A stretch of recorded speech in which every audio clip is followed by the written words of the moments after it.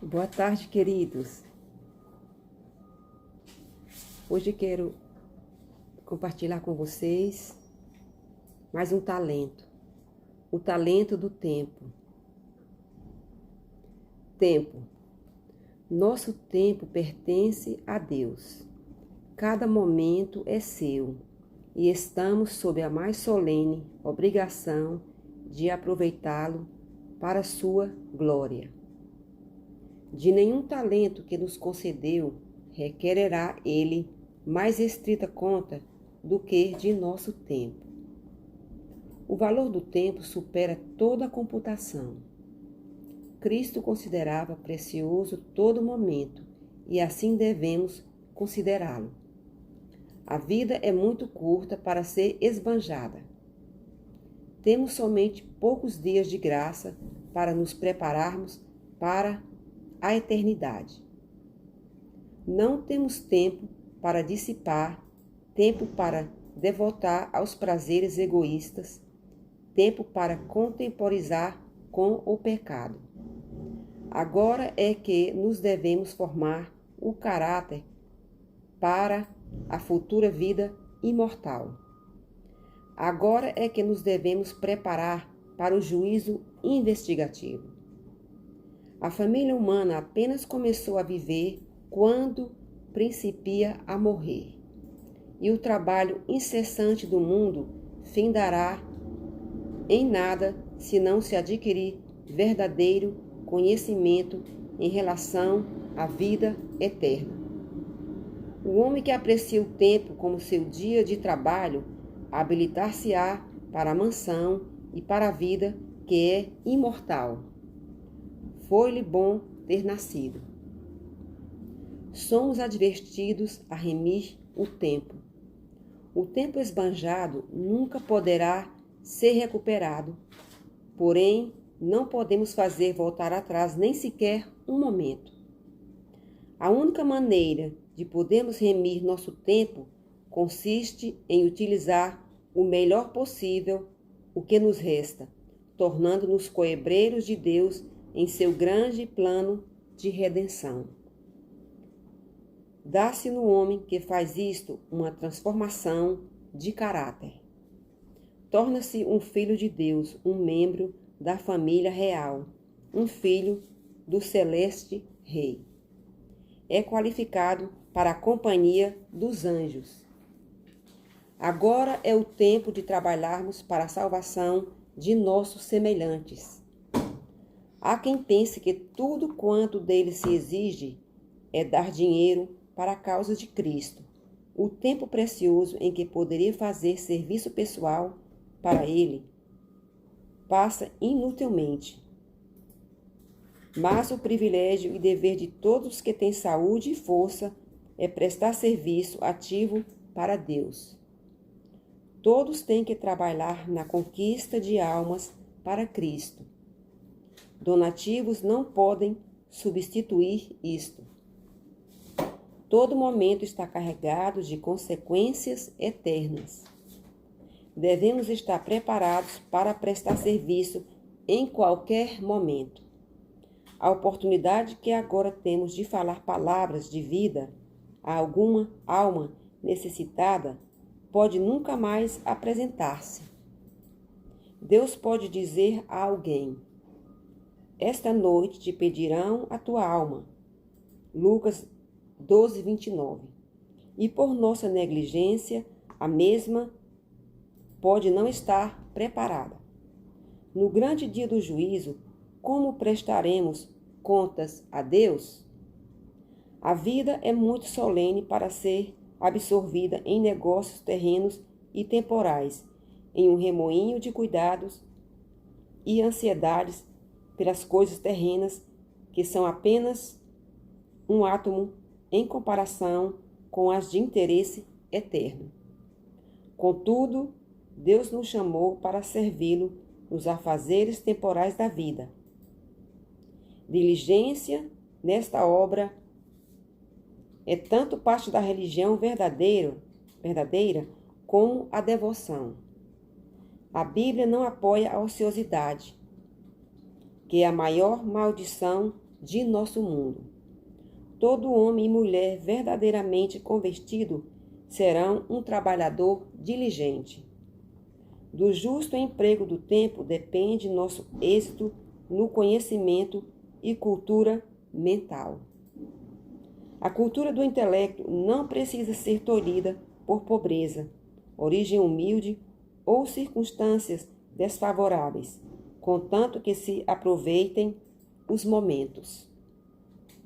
Alguns momentos aqui e outros ali, que poderiam ser dissipados em conversas inúteis, as horas matutinas tantas vezes desperdiçadas no leito, o tempo gasto em viagens de bonde ou trem, ou em espera na estação, os minutos de espera pelas refeições, de espera pelos que são impontuais, se tivesse um livro à mão e esses retalhos de tempo fossem empregados estudando, lendo ou meditando, que não poderia ser conseguido?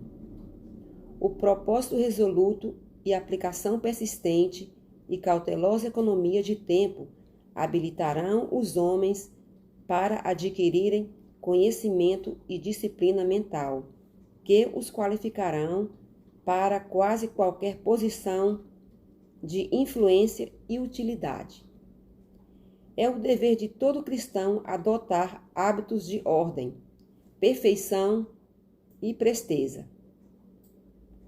Não há desculpa para a morosidade e imperfeição em trabalho de qualquer natureza.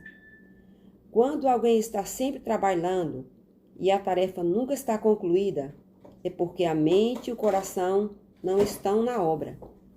Os vagarosos e que trabalham sem o competente preparo deveriam reconhecer que essas são faltas para serem corrigidas. Precisam exercitar a mente em planejar como utilizar o tempo para alcançar os melhores resultados. Contínuo e método, alguns conseguirão em 5 horas o mesmo trabalho que outros em 10.